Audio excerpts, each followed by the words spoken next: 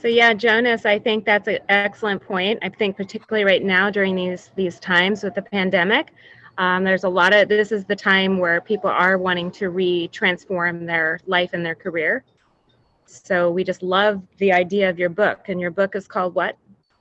It's called Shapers, so that you can retransform, reinvent, redesign, rethink, all sorts of RE blank, your working life, really, which in many ways have become one and the same.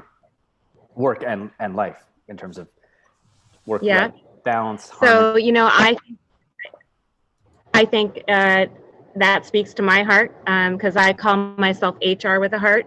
But I've also had a love-hate thing about being an HR person, you know, because people typically don't like us HR people. But I actually am kind of a likable person sometimes.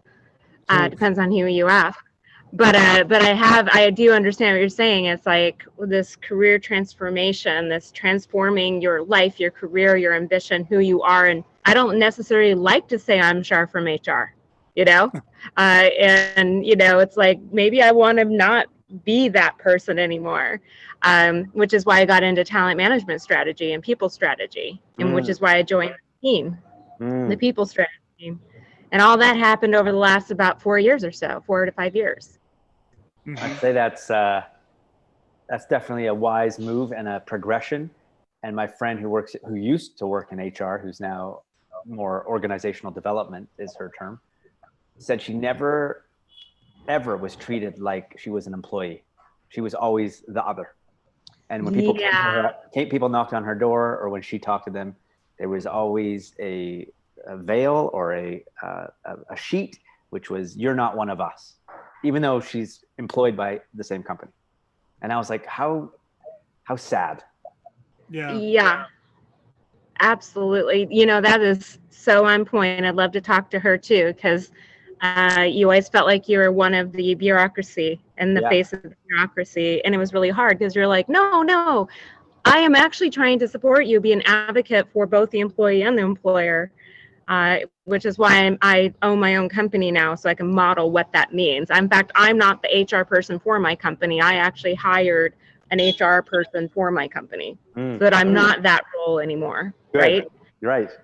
That is being an owner of the company now, having an HR person that I've hired, and being a talent management strategist or like organizational effectiveness strategist is pretty interesting to go through that transformation now.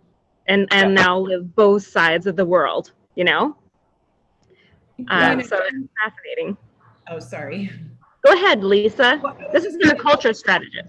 I was going to add on to that. Over the years, in the work that I've done consulting-wise, when I'm coming into an organization that's had it's got a culture problem, that's why I'm there.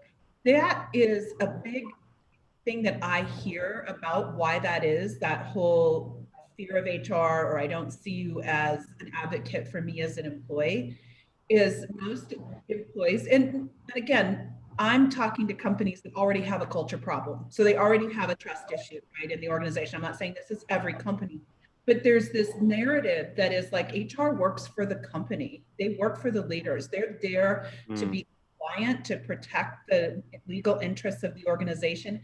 And no matter how much you try, how great the people are in those roles, I think that overlay is there, So no matter how much you try to convey that you're working for the people, they don't believe it. Yeah. Always, but yeah. Well, before we go, we're at the top of the hour, so I want to make sure that we stay on track. So with all the people. Oh, well, great. I'll get going. I noticed I didn't have my phone with me, so I didn't even know. Hi, everyone. We're at the top of the hour. Hi, my name is Shar Miller, and we want to get in today on our People Strategy Forum. So thank you so much for joining us today. And as you see on the screen here, we're a mastermind of leaders, and we're dedicated to creating workplaces that thrive with employees, reward customers, and have customers love. And so as you heard right now, we're talking about the transformation of our industry. Those of us that are in human resources or talent management strategy, we're going through a major progressive transformation, as well as a lot of employees are going through a transformation in their career. So hi, my name is Shar Miller, and I'm part of an amazing team. And here's a quick slide to give you an idea of who we are. I'm a people strategist. Also, I do a little side career coaching just to support people through career transformation. And also, I own a company called Rocky Mountain Health Advocates. So I get to do all the things that we talk about with talent management strategy with my company. And also, I'm happy to be working with Sam Reeve. And Sam is the CEO and founder of CompTeam. And really, Sam's team is the one that's been the driving force to do all of this great work around the People Strategy Forum, the masterminds around compensation and rewards.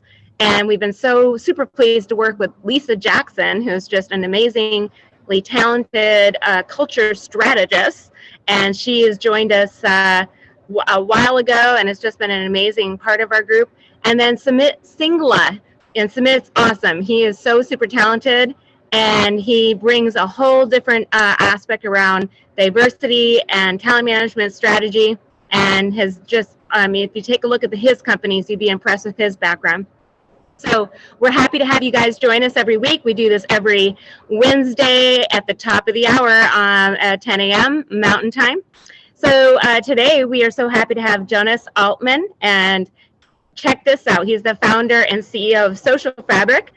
Just so super pleased to have him, and we're just having a great engaging conversation about innovation and progressiveness.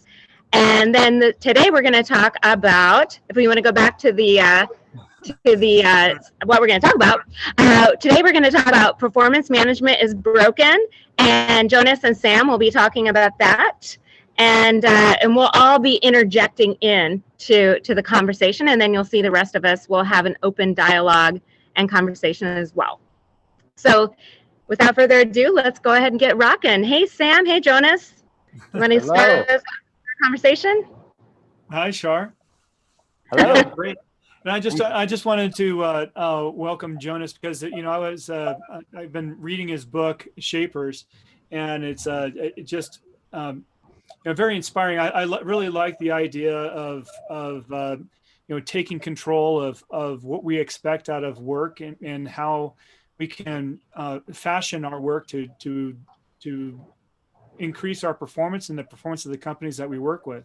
And also, I think it's a big topic nowadays as far as bringing your whole self to work and how to fashion that. So, Jonas, can you tell us a little bit about your book? I mean, what drove you to write this? I think that when people start companies, there's like the happy accident. So there's a fellow in Canada who was hiking, and he had a glass of honey because he loves honey, and it broke, and he realized in that moment that he might get eaten by the bears because he was in bear country. So he went on to create Honeybee, which is like a world famous pure honey in a solid form, and that's a happy accident.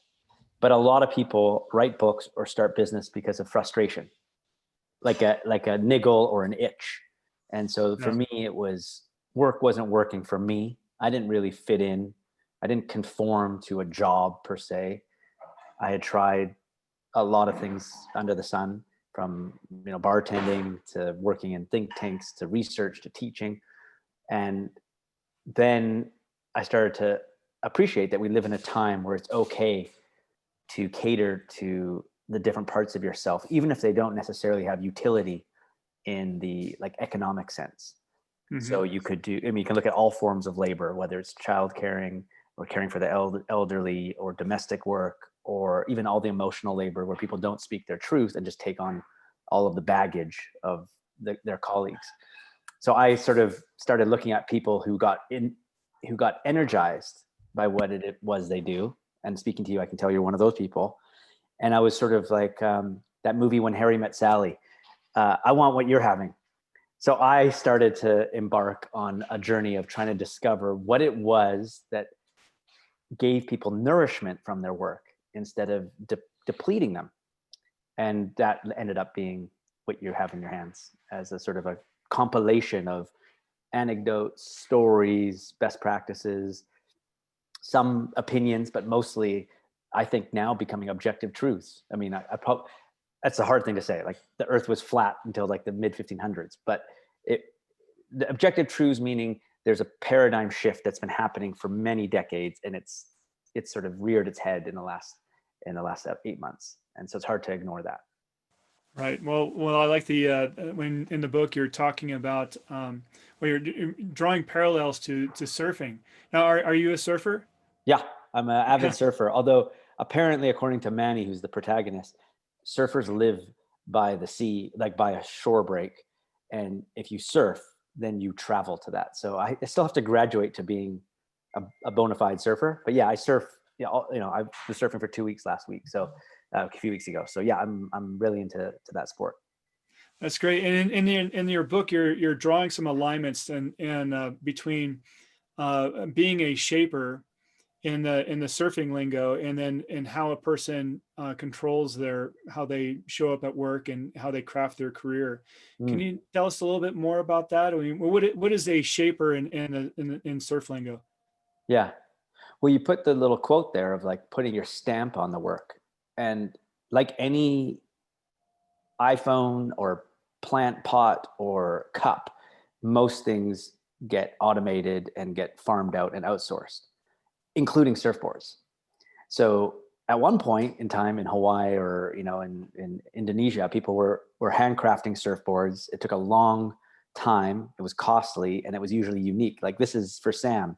He's a pretty heavy set guy. He's got some muscle, so we're going to give him a 7.2 with 22 liters of buoyancy, and you would be out there loving it. But that board was customized.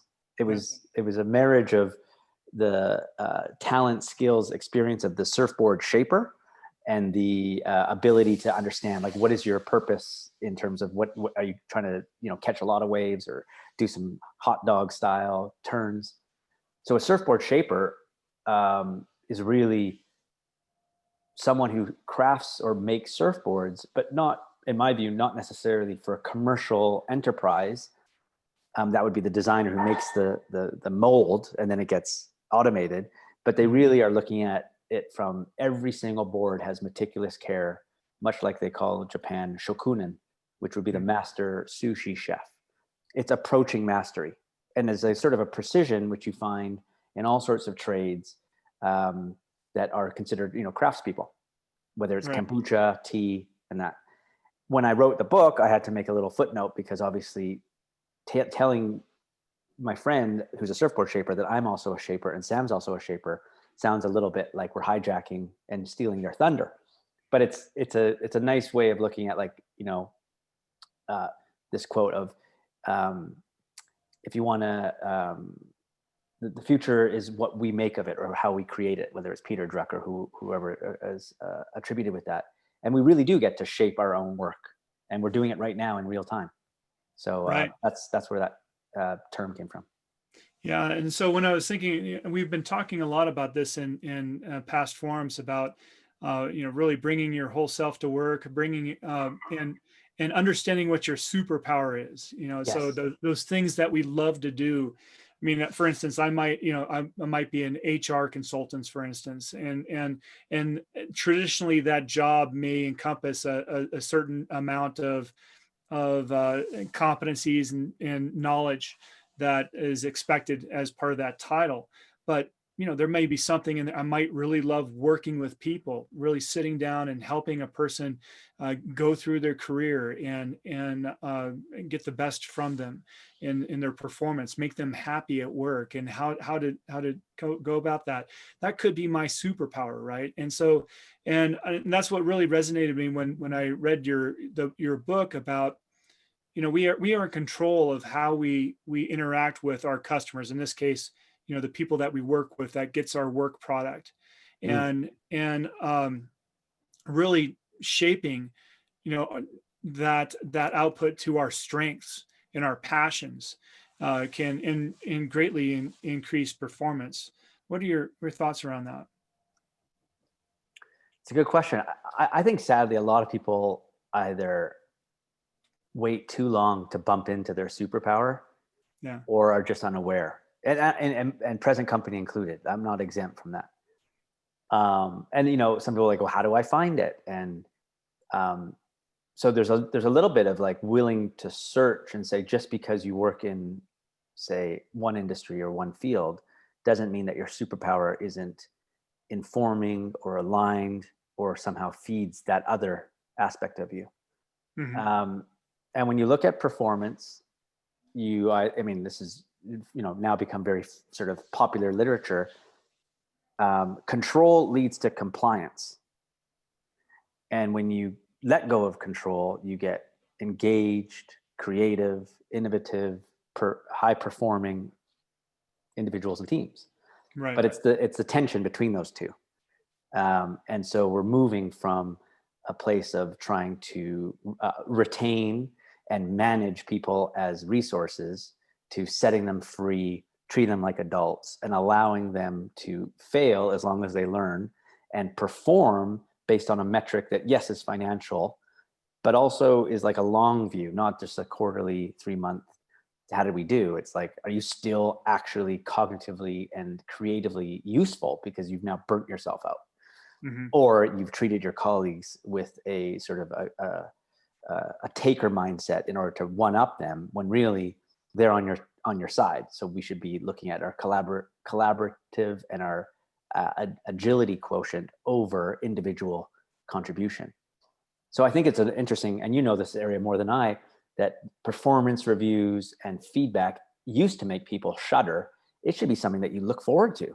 Right. It's like a chance to get candid, awesome, caring gifts from your colleagues to say, you're doing great, but here's some things I noticed that might even make it easier for all of us, including yourself. So right. And that's one thing that, that we hear when we hear about feedback. We hear that the millennial group is really hungry for feedback, right? And invite that and want to know. And so, have you seen that in your experience? Yeah, it's almost like now it's like if you don't say something, they think maybe they didn't do a good job. So it's like almost over engineering or like being too visible on Slack because you don't want people to think you happen to be in the bathroom or going for a coffee. I think one way to do it is to set expectations. So for example, I'm a divergent thinker. And when I work with millennials or social media or marketing type folks, I go, my brain doesn't work like yours. Like I can tell you that you're in the trenches looking at like A/B testing and, all sorts of different advertising and data. And I'm out there with my head in the clouds thinking about like new forms of leadership. So let's agree how we operate. And when it comes time for feedback, let's either set specific times, or if you need some direction or you need some input, then you need to be explicit. You need to say, hold on, I'm struggling a little bit. I need to know if I'm working on the right thing, or I need to know how that project went. And that's catering to me as, say, a leader. And I don't know if that conversation always is happening of like, how do you want to receive your feedback? When do you want to receive your feedback? How are we going to create a plan together to integrate that feedback? What's it's created as like, or at least when I was working in organizations, as this is what you're doing wrong and shame on you, and go and improve it. And then you're off to like figure it out yourself. And that becomes an isolated affair, and it doesn't prove to be effective in my view for the long term. Mm-hmm. So what is the model that you often coach your leaders as far as how they should be interacting with? I mean, you mentioned that to kind of customizing that. Can you dive a little bit more in detail on that? Well, there's a couple of things. First of all, clarity is kind, and people forget that. So it's like, I'm having a performance review. So someone I know is going to a performance review in the next week or two, end of year, there's a pandemic. They want a 6-7% pay raise. They want a job title boost. So we spend a lot of time figuring out what it is what they actually care about. And it turns out, no surprise, in your part of the world as mine, that they want to make an impact. They want to have a chance to serve. The money is because it's expensive. So it's going to be necessary, but not a deal breaker, or ideal, but not a deal breaker. And the job title as well is more of an ego, or sort of, I deserve to be a senior or middleweight now because I'm no longer a junior. But really is this person on your team, and are you creating an environment for a conversation? Or is it like, hi, give me one way direction feedback on how I'm doing, and then let me go back to the drawing board? That's a very tired affair. And, people talk about 360 feedback and, peer feedback and doing reflection. I'm a fan of all sorts of different ways of giving feedback. I do like the concepts of self-management, where they talk about role design and the advice process, where it is a participatory event where you're like, I want to your point around superpowers, I want to reinvent my role. I don't want to stop doing marketing, but I'm really interested in HR. So I'd like to create an event, or I'd like to shadow Sam for Friday afternoons, and I get approval for that. And then we can unpack that so that feedback is still formal, but it feels like it's much more continuous than an isolated every 3 months, you get a review and it's either you shit the bed or you're doing great. Or, like life's not like that. Relationships aren't like that. If something happens, it might be not be appropriate to blow up, but you might send an email or have a phone call saying, there's something that's been on my mind. Could we get together? Often in a psychologically safe space over a cup of coffee or tea when it's possible, instead of, what do you need? And now you've already set this thing of like, oh, I need some feedback on that because I'm unclear. And you're kind of already creating an environment that's not necessarily for human flourishing. It's for being kept in your place. Yeah. Well, one of the things that I think that is emerging in work is more and more people are taking more ownership on what they want to deliver as a professional. I mean, their personal brand, and they want to spend time doing the things that they love and what they're passionate about, and for instance, shaping their career to lead to that effort, so that they have passion. Everybody wants to be excited about their work, and really doing that. So, what would you advise people in general, and when they're shaping their work, and how could they convince their business or their manager or so forth about, hey, this is what I do the best, and there's some parts of this job that I really hate to do, and what's the best way to craft that conversation? Sure. I mean, there's the first thing to say is, like, assuming you have the agency and autonomy, you're looking for, what does the world need? What are you fantastic at? What's your superpower? And does that light you up? Because just because you're good at it might not mean you're passionate about it. So assuming you've got those sort of that Venn diagram going, you're in a great place. And so the question becomes like, are you aware of what we talk about? And so assuming you are, now you can have conversations with your colleagues and potentially your superiors around task crafting, relational crafting, and your inner world, which is up to you. So task crafting is like, here's all the tasks I do. So, project management, budget holding, I lead these meetings, and I visit, a dozen clients a week. Okay, great, perfect. If you don't do those, you are not performing your duty, and therefore are in jeopardy of getting fired or having a pay cut or whatever. And then that takes up, let's say, 70% of your soul or your energy. And you have 30% left over, which no one's telling you about, which is usually spent on Facebook or grooming your social media or staring at your screen, being present, to use an American term. And so you acknowledge saying, or even if it's 100%, you're saying, I've got 10 more percent and I want to take the initiative. So, so that would be task crafting. And a lot of people, if you ask them and they take their job spec and they take what they do, they don't match up.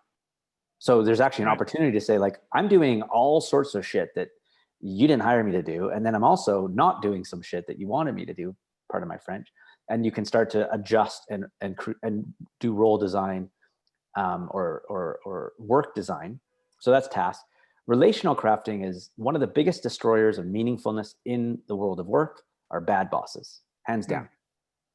So you're not going to get them necessarily to go to therapy or get a mindset or performance coach. You're not looking to fix them because you can't fix them. What you're doing is looking how to show up or even manage up and start to work with your boss or bosses in a way that doesn't trigger you, that doesn't breed resentment, and that leads to performance.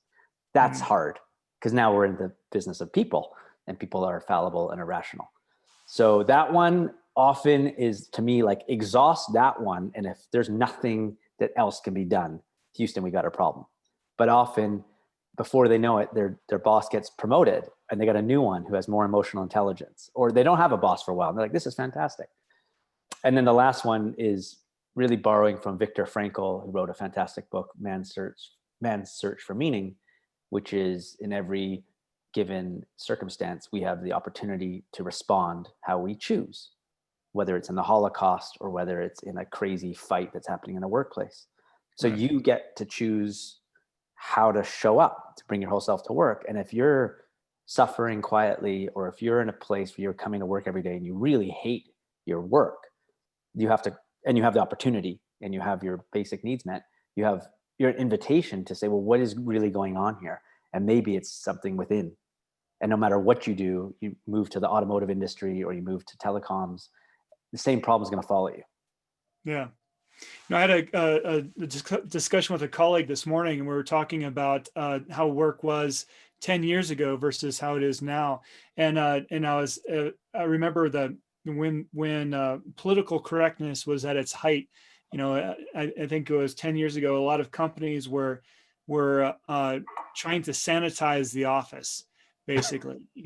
So there, if you basically you were supposed to bring just your professional stuff to work and not any of your other personal beliefs and so forth. So they had this clean desk policy where, you could only have your awards that were, or things that were shown or awarded to you through the company, any kind of personal trinkets or, that say who you support. If you're a feminist, that anything like that could not be displayed on on your desk, and it didn't belong in the workplace.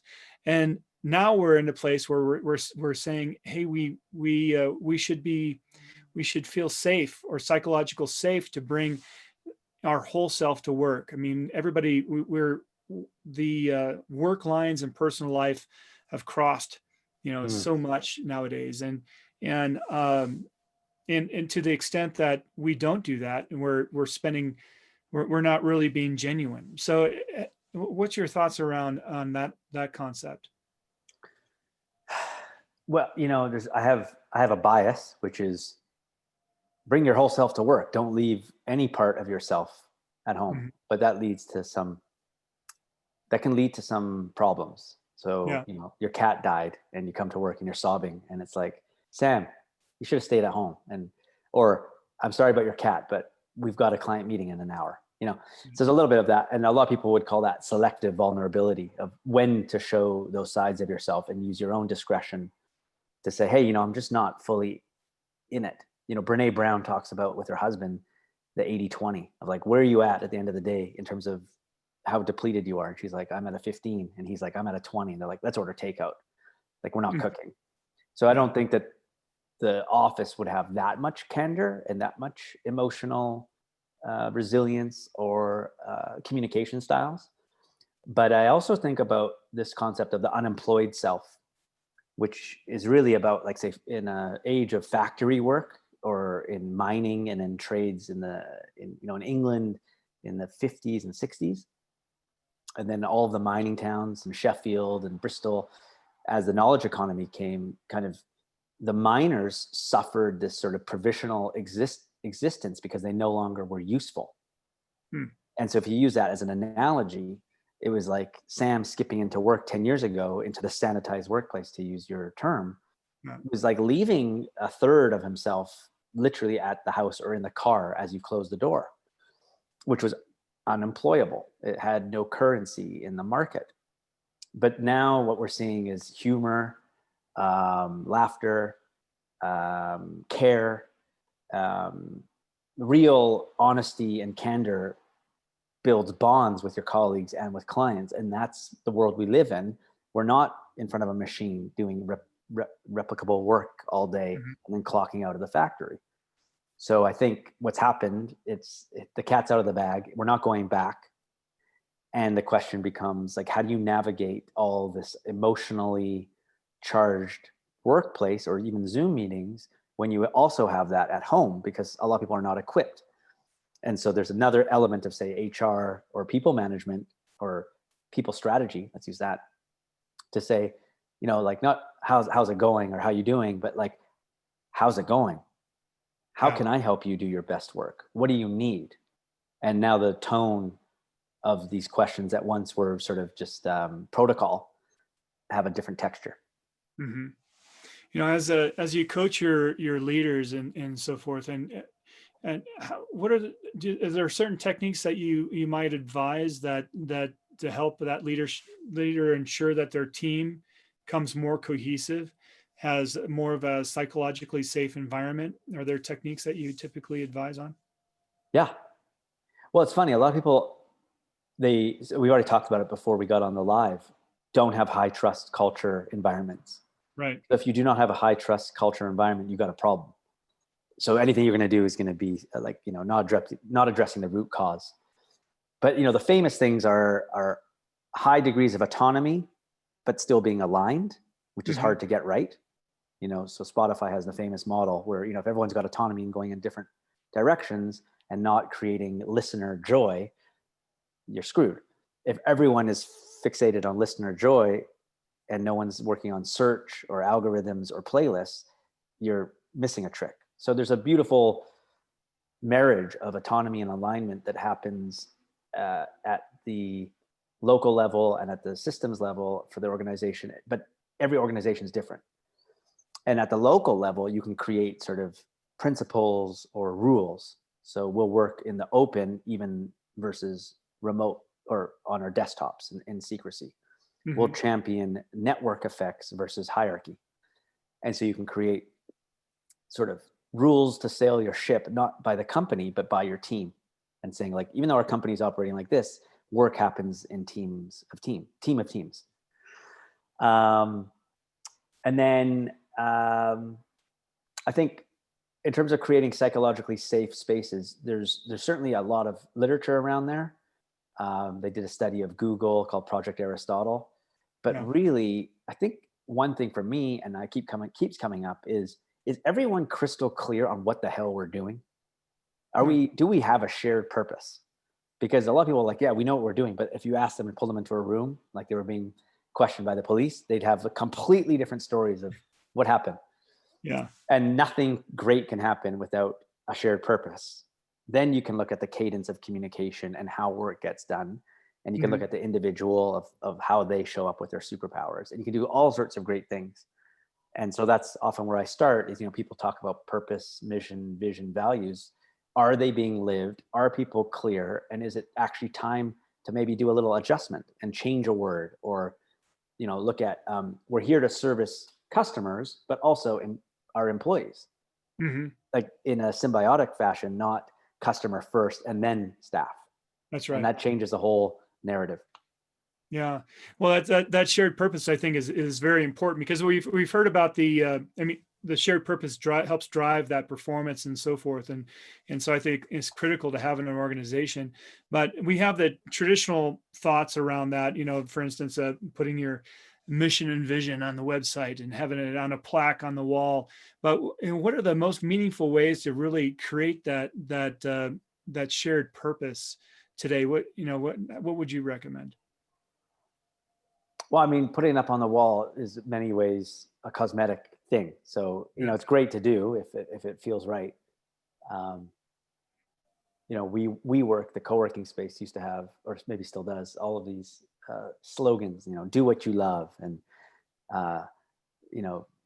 never need to vacate from your life because you found your calling, all these things, which are like, they're cute, but are they helpful, or are they real?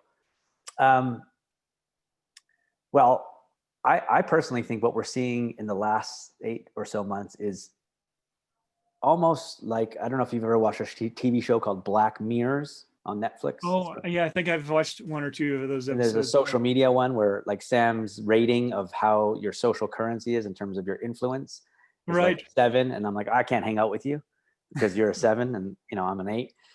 Yeah. Well, if we look at like our value systems right now, in terms of like, I could see what your values are and they live above you as like a speech bubble. That's what we're seeing happen in terms of homeschooling and how people carry themselves on a Zoom meeting, and your communication style with email, and when you don't wear a mask, and when you do shopping for your family, but then you're also going into a bar. There's all sorts of violations of value systems going on. But prior to the pandemic, there was still that going on, but no one was like as acutely aware of it or didn't want to say anything because it was like, well, I'll just let that slide. So when it comes to a shared purpose, it's like, if you're triggered or if you've got your buttons pushed, that something's fundamentally off. It smells funny, which means we're not living our purpose. Right. So Patagonia is the sort of darling example. Paternity and maternity leave, contributing to regenerative farming like no other company in the world, paying you or not letting you buy new products and recycling your clothes, lifetime guarantees for their wetsuits. I mean, they literally are growing better as an organization as they grow instead of stupider and more bureaucratic. But Right. they're an anomaly. So you can get behind it saying, I trust Yvonne, I trust the people at this company that they're sailing their ship in this direction. But it's the other ones that are more nuanced where the purpose is not being lived and there's something going off and it's sort of this asymmetry. And then you go, hold up, either we got to fix this or I need to speak my mind or I need to leave. And this is back to the millennial generation, the purpose generation of almost doing the dating early and being like, so what do you guys stand for? Like, do you guys recycle? And kind of doing an interview to see if they want to work there. Then they work there and they realize it was the sizzle and it was all a facade, or Glassdoor was wrong. It's not, they're not a 4, they're a 3. So that's one way. I mean, there's a lot of ways, but if I ask you what your purpose is and you say to help make the workplace more human or to help unlock the talent of people at work, that's a great purpose. I've only spoken to you twice. I could probably say that that's true, but then it becomes, what happens when you fall off the wagon and you get caught up in something mundane? Who's there besides yourself to call you out and say, Sam, wake up, there's more important fish to fry. Mm-hmm. So I think that's another way to look at it, is the purpose is not an isolated affair unless you're an independent consultant. It's a shared power that you can harness for collective, meaningful action. That's great. And what you said, as far as having somebody that can call you out, that has that, and you have to have that trust in the organization, that professional cohesion that says, hey, we need to keep each other accountable. And I love the what you mentioned about Patagonia. And if we look at how we've consumed goods in the past, have been pretty much a disposable type of arrangement. We're in the past, it was okay. Let's make as much we can. Let's keep the GDP running. Let's use goods and throw them away and buy some new ones. And Patagonia is bucking that trend, saying that okay, yes, we need to sell clothes, but it's also important that we have a sustainable. We think about our environment and we think about how we're going to show up, and it almost counters the traditional thought of, are we in business for profit or is there something else? And so, that was a big drive of why we started doing these free forums for companies. It's true. Comp team and all our partners are out there to survive and pay for our kids' college and all that other stuff, but the more important thing is how can we all thrive together? And I think that's a piece that we're trying to put out there. So there's a lot of literature, not a lot, but there's more and more coming out. There's a great piece in Fast Company recently about B corporations and the new business model that's about shareholder primacy, not profit maximization. There are more people involved than investors. Yet when Milton Friedman wrote this article saying we need to maximize profits, we forgot about well-being, mental health, fulfillment. There's no room for that. And a lot of the gadgets we have, like the iPhone and Zoom and all this, are a direct result of a crazy innovation acceleration.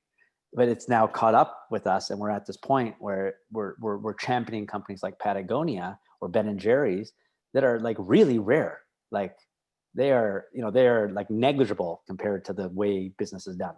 So the reassurance is that there's more conversations happening like this. And the article was about legislation saying when it's mandated, that we need to have these metrics, not just these metrics, or you need to produce this evidence or pay these taxes, we can start to nudge behavior as well, because the law is saying so. Mm-hmm. And so, and when you think, what are the things that companies can do to? I mean, I guess you mentioned that, like, there's only a few out there that are actually leading the way, like Patagonia is, and really showing that purpose, and there's a lot of ways of demonstrating that through programs, how you communicate with your customers and your employees and so forth. Why do you think that there's only a few companies that are really moving forward in that direction right now? Do you think that we're on a tipping point here, and this is going to change? I mean, Amazon's expected to double in size, which is a very scary thought. Yeah. So I'm not a nihilist, but the pragmatic realist in me would say it's going to continue on till it gets really shockingly, like to the point where antitrust lawsuits and monopolies are finally addressed. Like, just like the music and TV industry had to break it up, they're going to have to break up a big tech, like Elizabeth has been wanting to do for a while, to solve this problem of like just buying search and advertising and social media and newspapers and Whole Foods and owning it.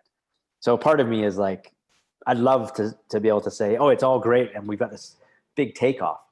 But I do have something I forgot to mention, which is like most of the companies in the world are, or at least most of the longest standing companies in the world are nimble, small, and often family run. Mm-hmm. So when you have a family run business, you have a value system of like, I'm the great nephew of the owner or the founder, which is really beautiful because there's a lot of integrity and pride. And a lot of these companies are in Japan that have sustained for hundreds of years with, under 150 or 200 employees. So if we look at like business in general, there's a lot of beautiful examples and models to take from. And when we look at like market cap and value extraction, we're looking at Amazon, Facebook, Netflix, Google, and one other company. And so that becomes to me like, instead of Jeff Bezos donating a gazillion or 300 million, the question becomes, what's the balance between capturing value and hoarding it and contributing and creating? And instead, in many ways, he's a visionary to be able to ride Amazon to the point where it could scale like it did. And there's no doubt about that. But at what cost to employee safety, employee health, and guilty. Most people are buying my book on Amazon, and that's now the bookshelf for the world. Like 90% of all books are happening there. No one's going to bookstores and perusing. And so it's a narrative of like, we need to change our behavior. We need to change how we consume so that businesses that are in many ways saying, look, like we've been doing ethical business for so long, we need you most now. You need to choose us to buy your flowers, your books, your pancakes, and so forth. So I think the responsibility is legislation from the government, it's consumer behavior, it's the leaders inside organizations saying, yeah, we can make a buck, but we also can do good. So I don't really have an answer. I wish I could say, February 2021, we're going to see a big boom in B Corps and nonprofits, but I don't think that's true. Yeah, I think we have a long slog. Yeah, my hope is that the workforce itself is going to force companies to think differently. I mean, as we've experienced over the past 5 to 7 years, there's been a big movement away from the employee to those that are part of the contingent workforce. Those that are in business for themselves. Yes. I mean, even we look at Australia. I mean, there are almost more contingent workforce than there is employed people in that country, and it's been growing across the globe and in the United States as well. And I think that when I've talked to a lot of millennials and so forth that are starting to do their own thing. I think that some of the feedback that I've heard is that they want to have more control about, their personal brand, how they deliver and show up at work. And to that point, I think that a lot of that is a lot of the reason why people have gone into entrepreneurship versus being a traditional employee is they don't see that shared purpose that hasn't been communicated to them. So they've decided that they were going to take charge and create it on their own. And I think that there's a lot of people struggling to bring that into play as far as, as entrepreneurs as well as the large companies. But anyway, I hope my hope is that the workforce itself will help craft how companies are going to show up and display that shared purpose. I think that's those companies that are communicating that effectively are able to attract higher quality talent and recruit more easily. Mm. Oh yeah, I mean the elephant in the room is that the contingent workforce, from passionistas who are loving what they do and are freelance user experience designers, all the way through to Etsy shop owners, Uber drivers, Airbnb hosts in the gig economy. The balance is such that if more people are independent, like Australia or like Upwork predicts, most people, more than half the economy will have more than one employer on their tax returns.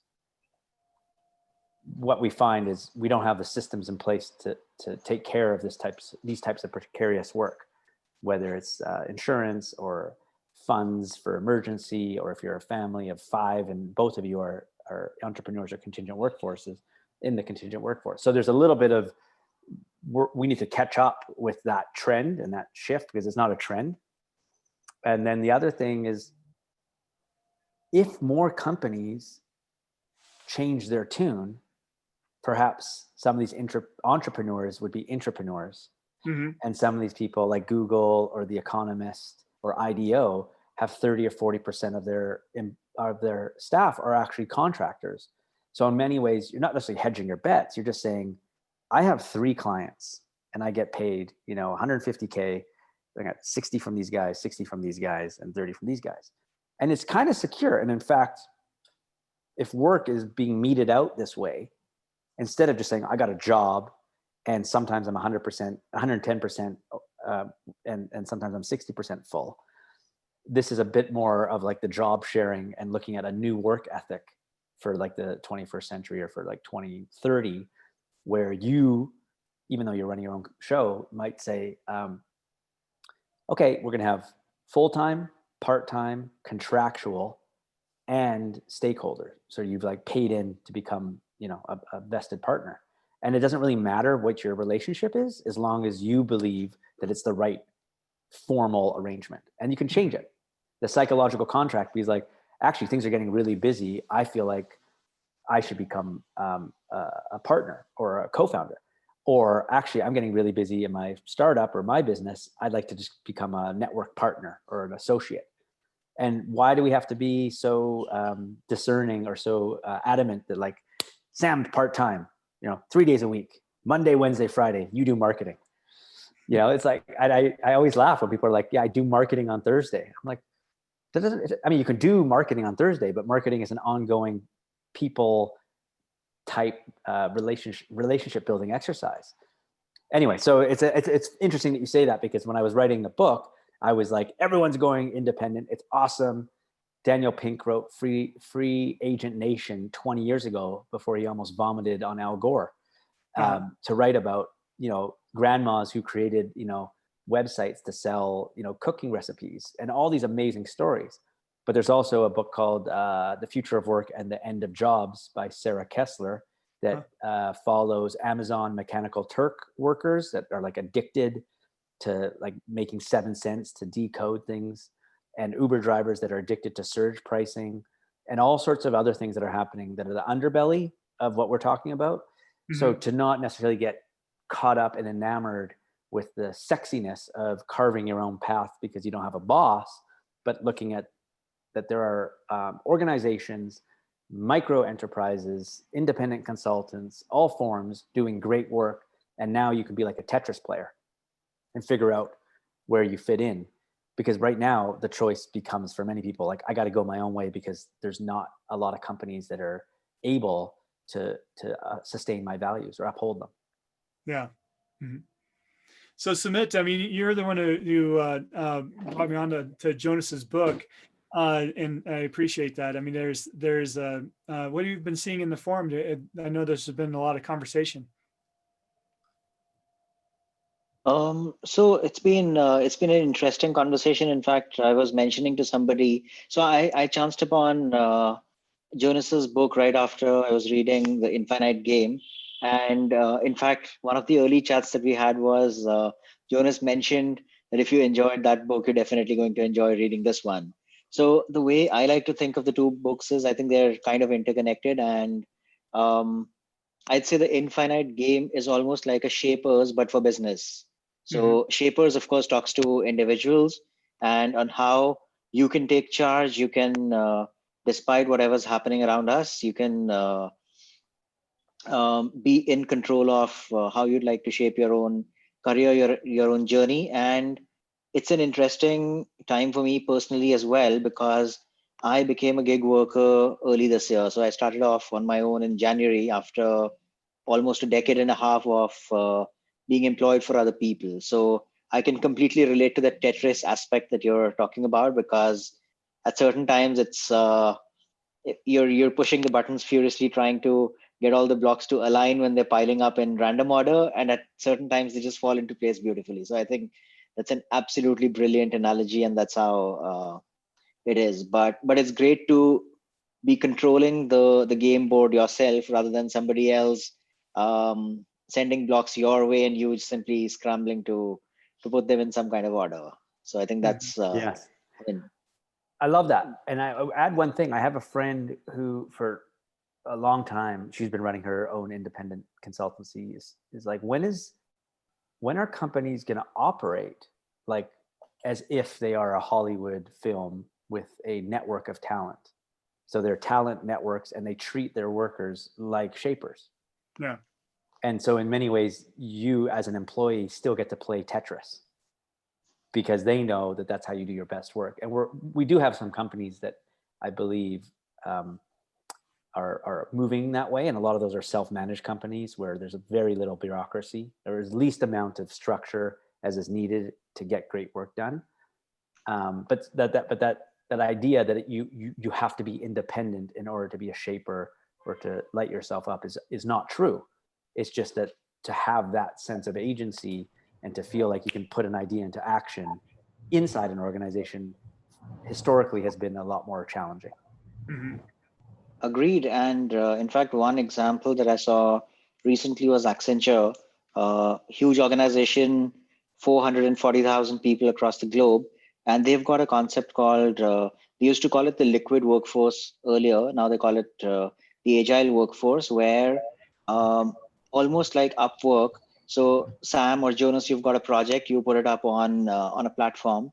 Anybody across the globe who has the skills can apply to work on that on their own time. So the idea is that one, you're using a skill that you may not be using in your current job. It's also allowing you to expand your horizons, work with somebody else, and build an entirely new set of competencies. And eventually, they also give you the option to move into that stream of work on a permanent basis if you want to. So, I mean, I think that kind of ties in with what Jonas was saying about being an employee and yet being a shaper.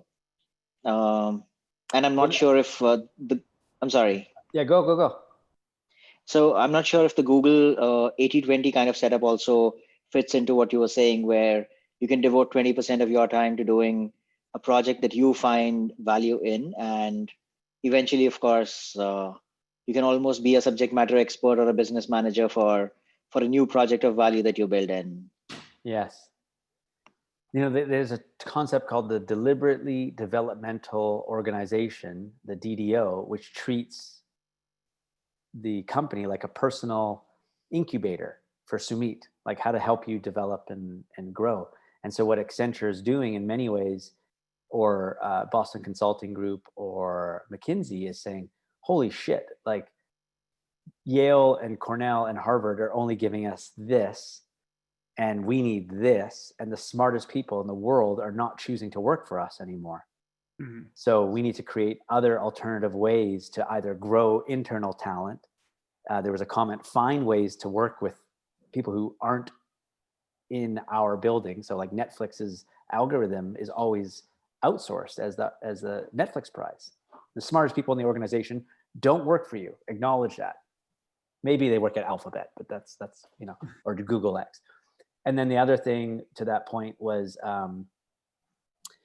that these organizations have sort of are adapting, and that's okay, because even though they're adapting out of necessity to stay relevant, it's actually creating a much more diverse, less elitist workforce.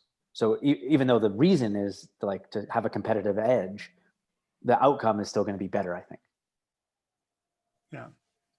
And my thought is that real true innovation is not found at any particular workplace. I mean, you have to cross-pollinate and talk to people inside, outside your industry. And those were some of the best ideas that are found. And it's often, I think that to the degree that we're pulling in people in that might fit a particular project best based on their passions and skill set, I think that we're going to find the best of that innovation.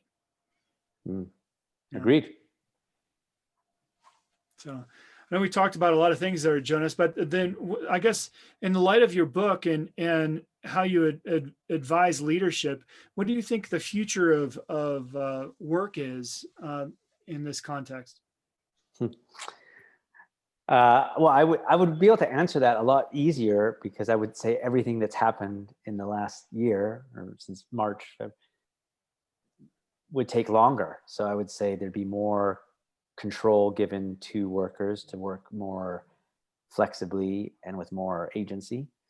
I'd say that leaders are going to embody much more feminine values like resiliency, adaptability, collaboration, empathy.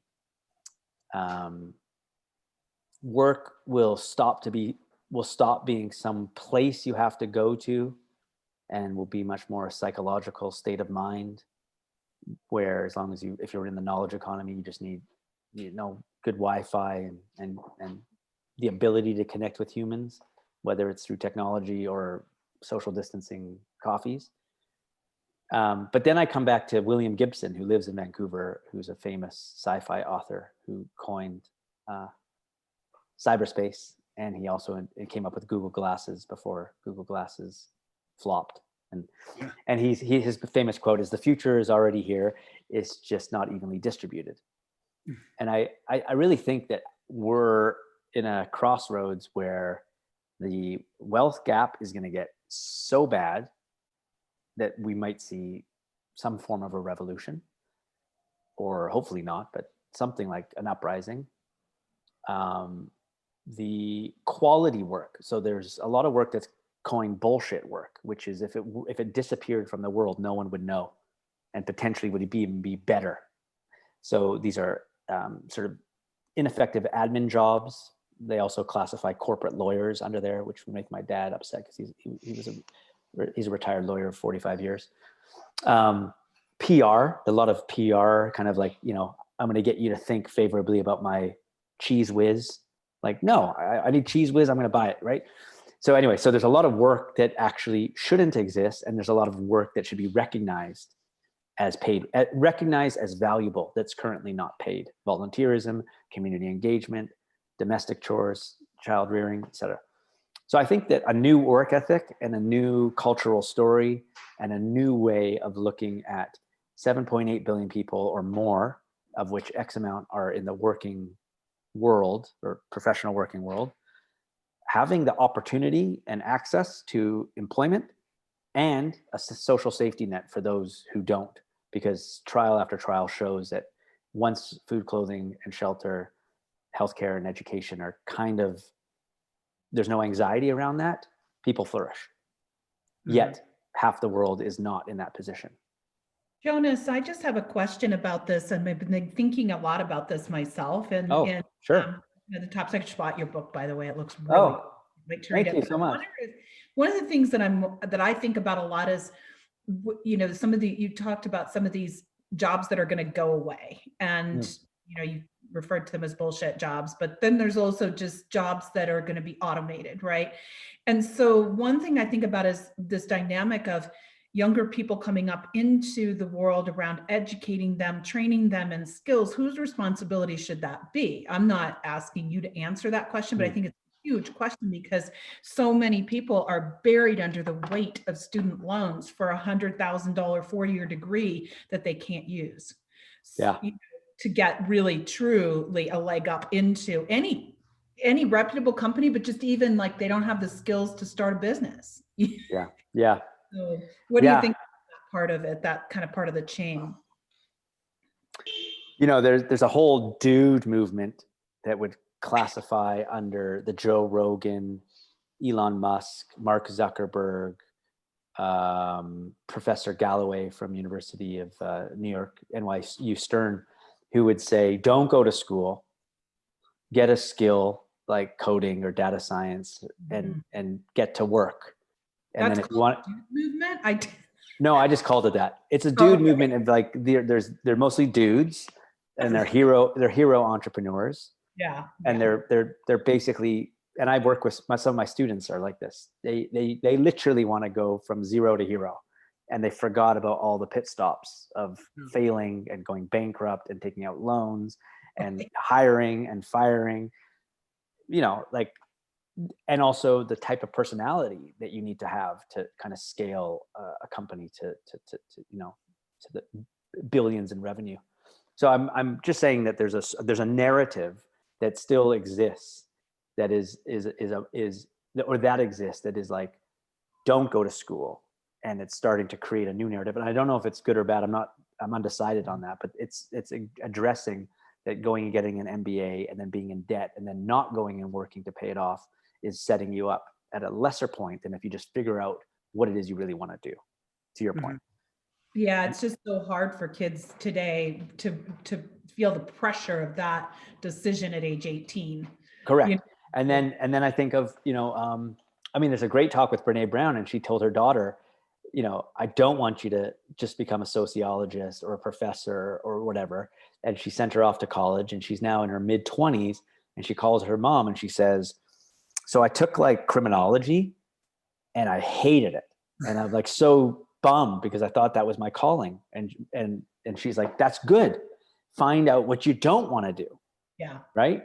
And so for me, I studied philosophy, marketing, design. I did a teaching degree, done a coaching degree, and I'm really interested in psychology. And I don't think that the workplace, to your point, is looking at itself as a classroom. It's looking at it as a fixed mindset. You went to school, now you employ your skills. That world doesn't exist. And the World Health, not the World Health Organization, what's it called? The Gallup. It's the World Economic Forum says that skills training, and in addition to people management, are like the number 2 or 3 skills we need in terms of developing skills on the fly. And one of those skills is working well with humans, because robots can't. So that's all I've got. All I've got there is like emotional intelligence, resiliency, psychological safety. All of those things are going to get more and more important. And students and young people are going to need to have modalities to show up and be able to deal with uncomfortable, difficult situations. Mm-hmm. I saw that. I did see a website predicting the top 25 careers of the future. I was doing this research on behalf of my son, who's in his mid-20s, just to help him think about, what are some of the categories. And I think the number 1 or number 2 on there was organizational psychologist. Thought that was for sure. Yeah, it's a big one coming up. All right. Well, but we are a little beyond the top of the hour. Before I just want to give the opportunity to Jonas, to our listeners, to learn a little bit more about you and about your book. How can they learn more about you? What's their best method? Sure. Thanks for that. Well, we had talked about, I don't know if you're going to say it, if you would like to nerd out and talk more, Sam's going to send out a link to have a chat with me, whether it's coaching or you just want to just jam on what's on your mind. I would say if you're on Instagram, you can go to shapers.life. If you want to go and look more about the book, you can also go to shapers.life, but like www.shapers.life. And if you're interested in like some of my writing and some of the things I've been thinking about in the last, 8 months, but actually 15 years is when I started my first newsletter, jonasaltman.com. Great. And I believe you mentioned that you have a few giveaways to some people that are interested in a copy of your book. Yeah. So I've got audio book giveaways, and I think we're going to do somewhere between 3 and 5, depending on who wants it. So I don't know how we want to give them away. If you want to, did we say drop your name into the chat? Yeah, if you drop your name into the chat, then we can reach out to you, or you can sign up with Jonas on the poll that I just released out to everyone. So you can have either one of those methods and make sure that you get. So please go ahead and if you're interested in getting a copy of the book, audio or so forth. I think it's audio. Is that correct, Jonas? Yeah. It's audio from Audible or any platform. It's agnostic. It will play on any headphones. Great. Yeah. So just sign up. Oh, and it's not me reading, but it's a very funny American actor voiceover guy who in fact reads way more beautifully than I could. Well, I have been keeping my mouth shut, Jonas, but I have to say, you are describing my company and my transformation for the last 5 years. Oh. I could have interjected with so many stories that I just didn't want to take a tangent. But what you are saying is exactly spot on. And so I'm definitely going to take a listen to your Audible book. Yeah. Thanks for sharing that. You know, a lot of this is like when Sam asks like, why write the book, is I actually am seeing people. It's kind of like getting the recipe after you've had the food. You're like, oh, like this is my jam. This is what I've been going through. And it's interesting not to know that I'm not only isolated, but this is not slowing down. I mean, this has been going since basically the microchip was invented in the last 50 years. This knowledge work has become the principal way of working, and service industry, which is going through terrible times right now, is obviously reinventing itself of like, do I actually need 3 waiters to serve me a meal? So all of us are in the position where we get to entertain the idea of closing our computers and like doing work with the things between the mush between our ears. But this is also it's a duty for us and an invitation to like level up.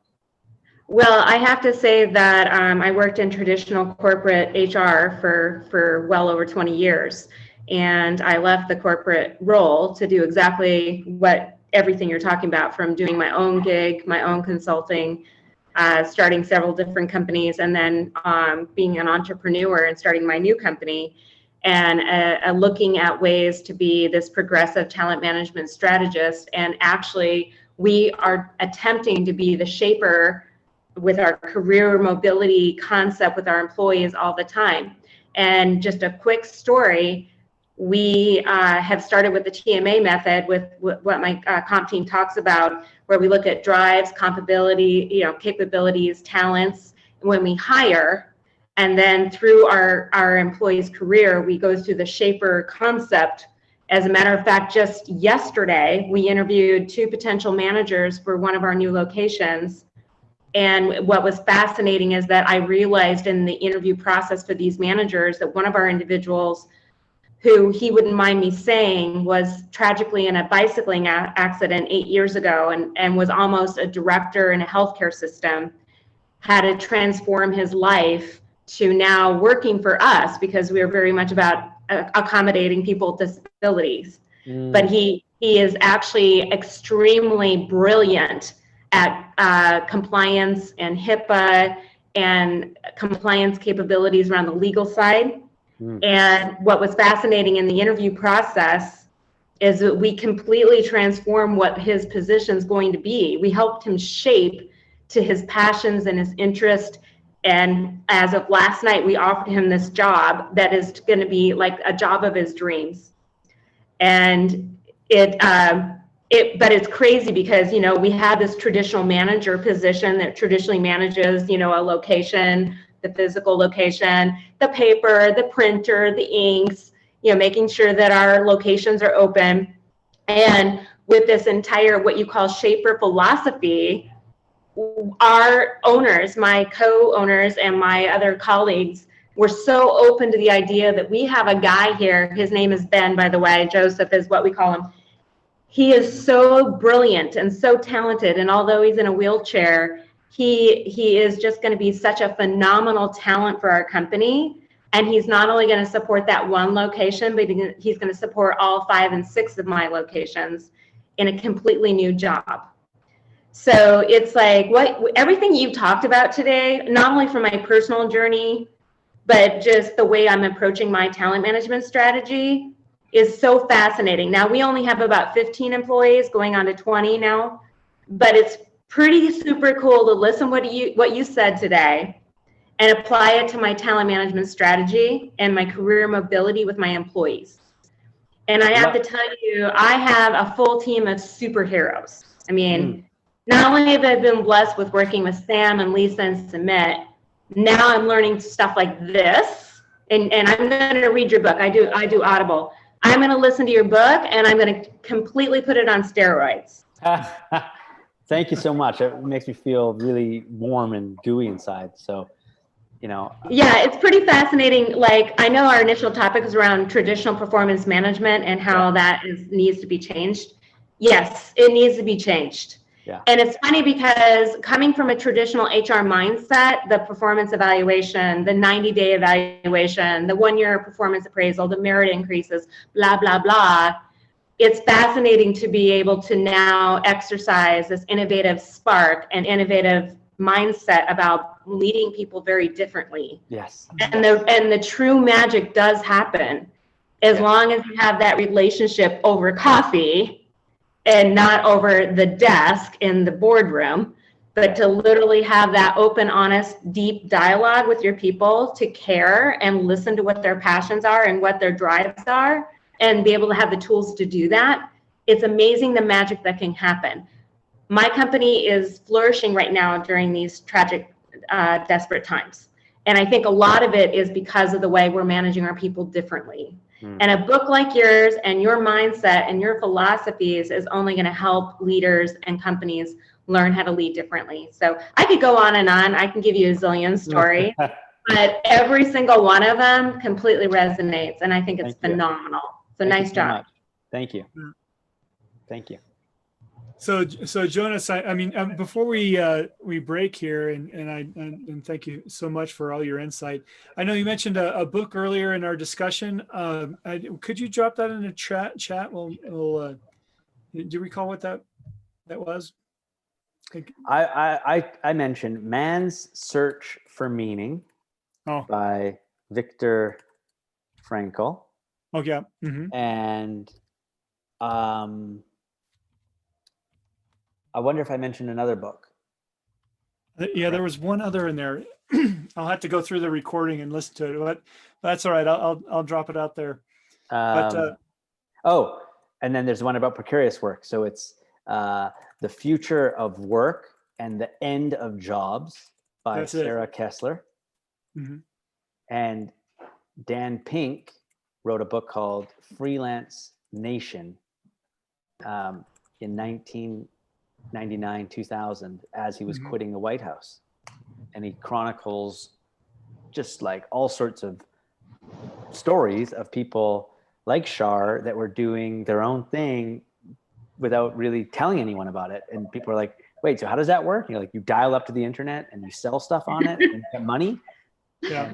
And now Shopify, which is a Canadian company, is the most valuable company in the world, most valuable company in Canada, because selling stuff online is pretty much what you need to be doing right now. Yeah. Right. Without a master's degree. Without a master's degree. Exactly. So are those also on Audible for those of us that like to listen? I'm not sure if Man's Search for Meaning is. It's that read I would recommend like getting the hardcover or the paperback, it's probably an afternoon and have a cup of coffee. The other two, yes. And I'd say Sarah Kessler's is a skeptical view, but it's very well balanced. And Dan Pink's is very optimistic, but it was written 20 years ago. And I asked him what had changed, and he said, YouTube. You can learn how to code and how to make steak tartare in 10 minutes. Like no one expected that. And the democratization of all of these tools we have for like a couple $100, you can be in business like tonight. Right. Sure. And I can cook better now too. So that's also been great. Right. I think I'm getting to be a better cook. Yes. Right. Yeah, so it's what was super cool here though, Jonas, is that these are also recorded. So this whole presentation that you talked about and bringing up these varying resources and books are also going to be on our compteam.net. So all of our guests and participants can go back and listen to that, and also just share and share that on social media and LinkedIn. And by the way, I think everybody on these forums should LinkedIn us, connect with us, Facebook us. All these great resources are there. So yeah, this has been super fantastic. And if you did get a chance to do the poll, that's great. And then also you can email sam@compteam.net if you also like to speak to any one of us and have a connection with us. So hey, Sam and Sumit, did you want to talk about what we're talking about next week? Yeah, so next week we're bringing up the concept, the topic of multicultural awareness and performance. Now, I know that everybody right now is we're getting into the holiday season where we're thinking about family and being with loved ones.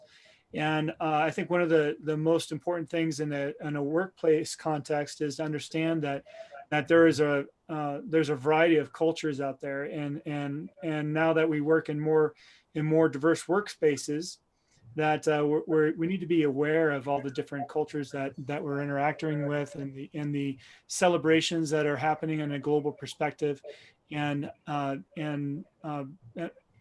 understand how we need to interact with one another in those ways.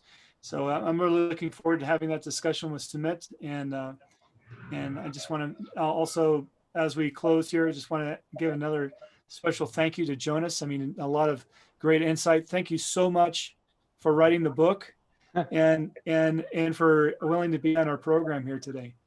Sam, thanks for inviting me. And time flies when you're having fun, as the saying goes. So great way to start the day. Yeah. Yeah, you have a great way of wording things, and I love your mindset. I would love to pick your brain sometime, so I'll definitely listen to your book, and I think everybody else would love to hear your other ones. So thank you so much, Jonas. And we'd love to have you back as a speaker again. And so thank you so much. And yeah, we are going into our holidays here. We're going into time. I think our holidays are going to look very different. I think as some of us are needing to do holiday celebrations via technology, as long as our technology works, right? So again, we look forward to everybody coming back and joining us next week. And thank you to my co-panelists for also participating in the chat. And so I think we can wrap up now. So thank you so much, everyone. And we appreciate your time as we enjoy you all coming back every week. So thank you, and enjoy your preparations for the holiday next week. All right. Cheers, everyone. All right. Thank you. Bye, everyone. Bye. Thank you. Thank you. Bye.